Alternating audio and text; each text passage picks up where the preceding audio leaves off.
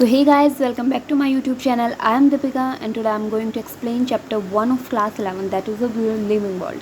ये हमारा 5th lecture है और हमने अब तक क्या पढ़ा है, हमने काफ़ी कुछ पढ़ लिया है राइट। तो बार बार क्या ही रिवाइज़ करवाना, तो थोड़ा सा रिवीजन फिर भी।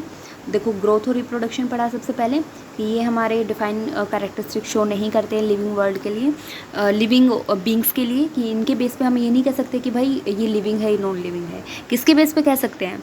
ऑब्वियसली हमको इतना करना है कि हम रट ले ये चीज़ें। रटने का मतलब है हमारे दिमाग में इतनी बैठ जाए कि हम सो रहे हों फिर भी अगर कोई पूछे तो हम ऐसे ही बोल दें, ठीक है। दिमाग पे जोर ना डालना पड़े, इतना इनको रिवीजन करना है, ठीक है। नीट में रिवीजन काम आएगा, कितने मिनट में आप कितने ज़्यादा क्वेश्चन करते हो वो डिपेंड करेगा, ठीक है। तो मेटाबॉलिज्म और सेल्फ कॉन्शियसनेस जो है वो हमारे डिफाइनिंग कैरेक्टरिस्टिक्स होते हैं लिविंग बींग्स के। उसके बाद हमने क्या पढ़ा, हम लाइनस। चलो बताओ, देखो हम लेक्चर शुरू करने से पहले कुछ जो हमने चैप्टर पढ़ा है उससे रिलेटेड कुछ क्वेश्चंस भी करने होते हैं राइट। तो मैं पूछ रही हूँ कि जो लाइनस था उसने क्या क्या चीज़ें हमने अब तक उसके बारे में पढ़ लिए हैं। तो 2 चीज़ें हमने पढ़ लिए हैं राइट। पहला क्या है कि इसने बाइनोमियल नोमेनक्लेचर दिया, ठीक है। नाम कैसे लिखते हैं, 2 अक्षरों में लिखेंगे, तो ये इसने बताया था और सबने ही एक्सेप्ट किया था भाई, ठीक है। दूसरा इसने क्या बताया, दूसरा इसका पब्लिकेशन था जो कि यहाँ लिख रखा है सिस्टमा नेचुरा, ठीक है। ओके, फिर हमने क्या पढ़ा, फिर हमने पढ़ा कि जो मैंगनीफेरा इंडिका के बारे में पढ़ा कि पहला वर्ड जीनस होता है फिर स्पीसीज होता है, किस तरीके से इनका लिखना होगा वो सब पढ़ा। उसके बाद में क्या था, उसके बाद में हमने पढ़ा कि हम चीज़ों का अरेंजमेंट किस तरीके से करते हैं, और तो वो हम सबसे पहले उसको क्या करेंगे, कैरेक्टर्स के बेस पे आइडेंटिफाई करेंगे, फिर उसका क्लासीफाई करेंगे, फिर उसका नाम वाम देंगे, नॉमेनक्लेचर हो जाएगा, ये हो जाएगा क्लासिफिकेशन, ठीक है। तो इसको इस तरीके से याद रखना है।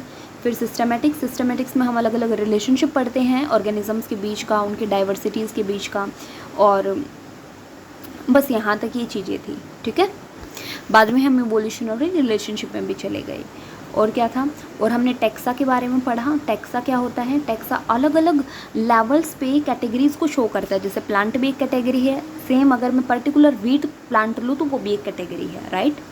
चलो अब हम टेक्सोनॉमिकल कैटेगरीज की ही बात करते हैं, तो हर कैटेगरी के बेस पे तो अभी हम पढ़ते हैं टेक्सोनॉमिकल कैटेगरीज। तो यहाँ पे क्या है कि क्लासिफिकेशन एक सिंगल स्टेप नहीं होता है इसमें, लेकिन इसमें क्या होता है क्लासिफिकेशन ऐसा नहीं है सिंगल स्टेप, मतलब कि भाई तुम कह दोगे कि मैंने तो क्लासीफाई कर लिया भाई, इसके तो जैसे प्लांट की बात करूँ तो इसके पत्ते भी हैं, इसके ये भी हैं वो भी हैं, इसकी जड़ें भी हैं, इसका स्टेम भी है, मतलब हम सब कुछ कह देंगे और हम कहेंगे क्लासिफिकेशन हो गया। तो ये क्लासिफिकेशन सिंगल स्टेप नहीं होता है कि तुमने देखा और आसानी से पहचान लिया, नहीं नहीं भाई, 10-11 चीज़ें इसमें, 10-11 से भी ज़्यादा होंगी। क्लासिफिकेशन मतलब पर्टिकुलर देखेंगे कि पत्ता ऐसा है, अच्छा तो इसके अंदर क्या चीज़ है, फिर उसके अंदर हम जाएंगे, तो इस तरीके से क्लासिफिकेशन होगा। बहुत ख़तरनाक तरीका है ये, एक हायरार्की होती है। जैसे हम कहते हैं कोई सिंगल स्टेप होता है वो ठीक है, लेकिन सिंगल स्टेप नहीं है, पहले ये पार करो फिर ये पार करो फिर ये पार करो, तो ये जो सिस्टम है ना, this is called the hierarchy. तो स्टेप्स की एक हायरार्की होती है जिसमें हर स्टेप एक कैटेगरी होती है, हर स्टेप एक कैटेगरी होती है राइट। तो हर स्टेप को हम टेक्सा कहेंगे या रैंक कहेंगे या कैटेगरी कहेंगे, बात एक ही है। तो ये जो कैटेगरी होती है that is the part of overall taxonomical arrangement, that is called the taxonomic category. So all categories together constituent the taxonomical hierarchy, ये बात हमको कंफर्म हो गई है। तो दैट इज़ हम ये जो कैटेगरी है ये हमारी एक हायरार्की बना रही है। तो हर कैटेगरी टेक्सा है एक, तो टेक्सोनॉमिकल कैटेगरी टेक्सोनॉमिकल हायरार्की बना रही है। हर कैटेगरी को हम एक कहेंगे refer to as unit of classification, मतलब क्लासिफिकेशन की एक यूनिट है कि ये पार हुई फिर अगले पे चलेंगे राइट। तो हर एक रैंक रिप्रेजेंट करिए और वो रैंक या टेक्सा या कैटेगरी बात एक ही है, ठीक है। एक वर्ड ध्यान रखना, रैंक लिखो, कैटेगरी लिखो या टेक्सा लिखो, बात एक है, ओके ठीक है। अभी हम चलते हैं कि टैक्सोनॉमिकल कैटेगरीज या हायरार्की जो है कैन बी इलस्ट्रेटेड एक एग्जांपल से समझते हैं। देखो एक इंसेक्ट है, तो वो इंसेक्ट क्या कर रहा है, वो रिप्रेजेंट कर रहा है ग्रुप ऑफ ऑर्गेनिज्म। देखो इंसेक्ट की बात कर रही हूँ ना मैं, इंसेक्ट की, तो इंसेक्ट क्या है, वो कुछ भी हो सकता है राइट, मक्खी मच्छर कुछ भी हो सकता है ना। तो वो एक की बात नहीं करूँ मैं, हर इंसेक्ट की, जिसमें हमारे हर टाइप के इंसेक्ट आ जाएंगे, तो वो एक ऑर्गेनिजम्स का ग्रुप है। तो उन सब में एक खास बात होती है क्या, उन सब में जॉइंटेड लेग्स होते हैं, 3 पेयर ऑफ जॉइंटेड लेग्स, मतलब 6 टांगें होती हैं, समझ गए। तो इट मीन्स इंसेक्ट्स जो हैं हम उसको पहचान रहे इस तरीके से। तो 10 वर गिवन है रैंक और कैटेगरी, तो इनको हम एक रैंक या कैटेगरी का नाम देंगे, मतलब यहाँ पे रखेंगे। Can you name other such groups of organism, तो ऐसा कुछ और बता सकते हो जो एक पर्टिकुलर एक कैटेगरी रिप्रेजेंट कर रहा हो। कैटेगरी को हम रैंक भी बोलते हैं, ठीक है, या टैक्सा भी बोलते हैं। ये बात वही है जो मैंने अभी थोड़ी देर पहले बोली है। तो ये जो कैटेगरी है या रैंक है या टैक्सा है, ये हमारी क्लासिफिकेशन की यूनिट होती है। ओके, तो यहाँ से चलते हैं कि दीज टैक्सोनॉमिकल ग्रुप्स या categories are distinct biological entities and not merely morphological aggregates. ठीक है, ये कुछ नहीं कह रहा है। अभी चलते हैं। Taxonomical studies of all known organism have led to the development of common categories. देखो अभी तुमको जो याद रखना है ना, वो क्या है, हमारी हायरार्की याद रखनी है, जिसमें सबसे पहले क्या है, अपर लेवल का किंगडम आता है, फिर फाइलम आता है, डिवीज़न आता है। ठीक है, डिवीज़न प्लांट्स के लिए यूज़ होता है, फाइलम एनिमल्स के लिए यूज़ होगा, फिर आती क्लास, फिर ऑर्डर, फिर फैमिली, फिर जीनस, फिर स्पीसीज। ठीक है, तो आप इसकी एक ट्रिक से भी याद रख सकते हो, ट्रिक बता सकती हूँ मैं, आगे बताऊंगी। ओके, तो all organisms include those in the plant and animal kingdom have species as the lowest categories, right. तो जो स्पीसीज वाली है वो सबसे लोवेस्ट कैटेगरी है, तो हाईएस्ट कौन सी होगी, किंगडम वाली। ओके, तो यहाँ से है। Now the next question is how to place an organism. हम इनको अलग अलग कैटेगरी में कैसे रखेंगे, अभी हमारा ये सवाल है। ठीक है, तुम्हारे दिमाग में भी आ रहा होगा ना ये सवाल कि अच्छा इतनी सारी कैटेगरी समझ आ रहा है मैं किस चीज़ की बात कर रही हूँ। देखो सबसे लोवेस्ट कैटेगरी का नाम वाम हमने दे दिया, 7 कैटेगरी हैं। ठीक है, तो सबसे लोवेस्ट वाली स्पीसीज़ हैं, सबसे हाईएस्ट वाली किंगडम है। हम सबसे पहले ये पार करेंगे, फिर ये करेंगे, फिर ये करेंगे, मतलब हम हर एक रैंक, कैटेगरी या टैक्सा हम पार करेंगे, फिर हम यहाँ पहुँचेंगे, फिर हम कहेंगे कि दिस इज़ द लेवल। समझ आया? तो मतलब इस तरीके से हम ये पार करते जाते हैं और आखिरकार हम अपने मकसद में पहुंच जाएंगे। तो आपको भी दिमाग आया होगा ना, हम कैसे शुरू करेंगे, ऊपर से शुरू करेंगे, नीचे से शुरू करेंगे, शुरू कैसे करेंगे यार, कैसे लिखा जाएगा, है ना। तो अभी हम वो चीज़ पढ़ेंगे। तो बेसिक रिक्वायरमेंट होती है कि आप इंडिविजुअल्स का कैरेक्टर देखो एक टाइप से, ये आपको हेल्प करेगा सिमिलरिटी और डिसिमिलरिटी उन ऑर्गेनिजम्स के बीच में। अलग अलग टाइप के या सेम टाइप के ऑर्गेनिज्म हैं तो उनके बीच में क्या सिमिलरिटी है, क्या डिसिमिलरिटी है, ये आपको आइडेंटिफाई करनी पड़ेगी। देखो सबसे पहले अगर हम स्पीसीज़ की बात करें तो हमने सबसे पहले स्पीसीज़ की बात की है, राइट। उससे पहले ये दिखा देती हूँ। हाँ, ये taxonomical category showing hierarchical arrangement in ascending order. Ascending order मतलब बढ़ता क्रम, इस तरीके से, पहले लोवेस्ट, फिर हाईएस्ट, फिर और हाईएस्ट, इस तरीके से। ओके, ये तुम लोगों को याद कर रखनी है। ट्रिक बता देती हूँ, यहाँ पे है, कल वाले लेक्चर में ये उससे पहले याद रखना। ये है किड, वहाँ लिखती हूँ, ये है kid, put cat on fired gas stove. Okay, तो kid put cat on fired gas stove, मतलब किड ने एक कैट को कहाँ रख दिया, जलती हुई आग में। वो जो घर में जिससे रोटियां बनाते हैं ना, जिस गैस पे, वहाँ पे कैट को रख दिया। समझ आया?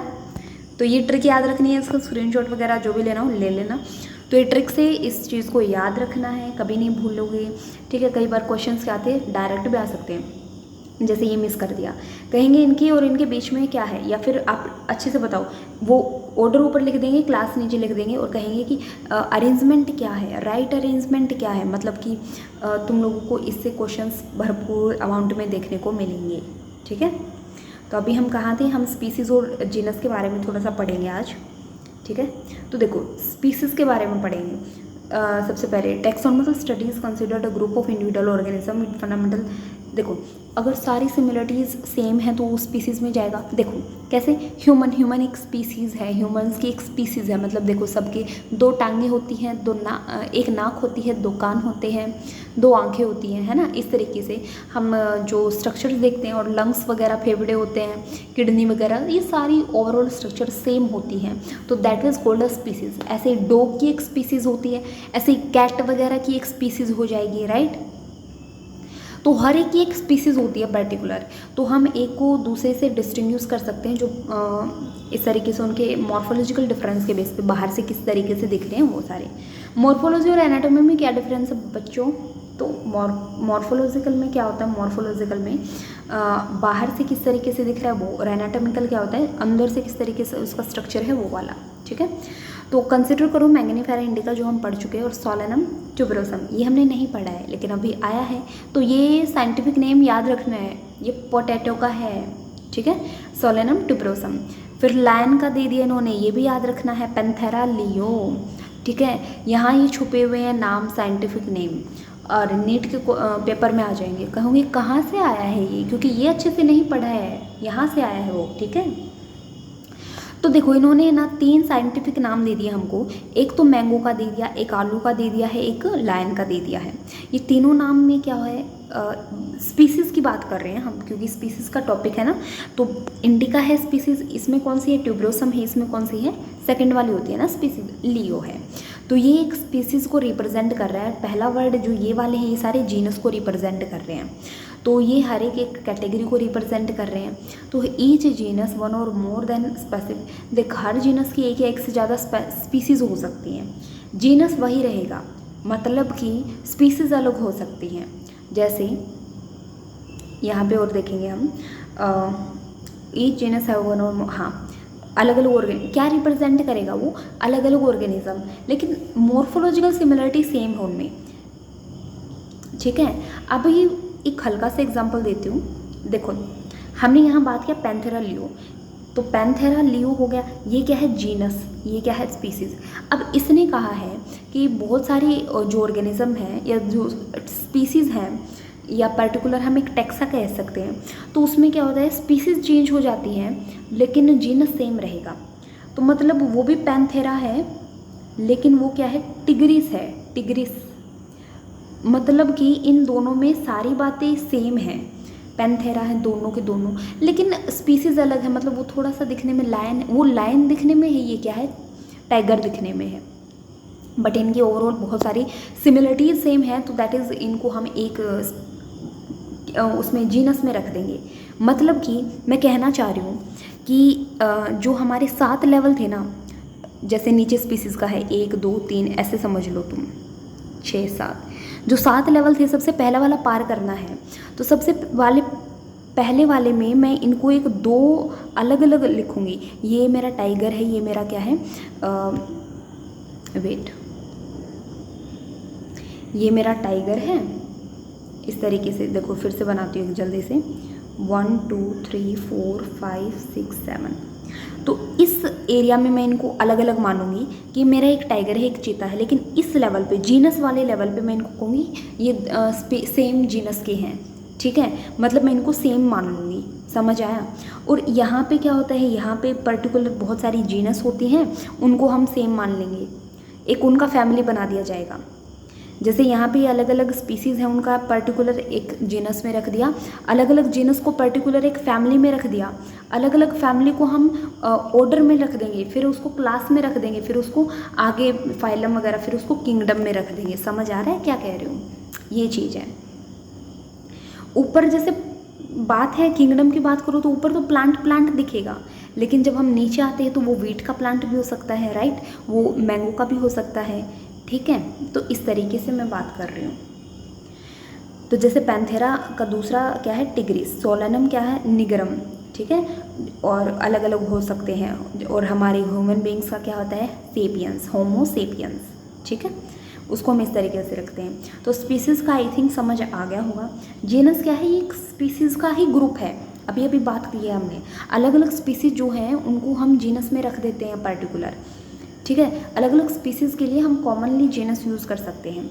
जैसे कि अभी हमने पढ़ा ना, देखो पोटैटो और ब्रिंजल 2 अलग अलग स्पीसीज़ हैं।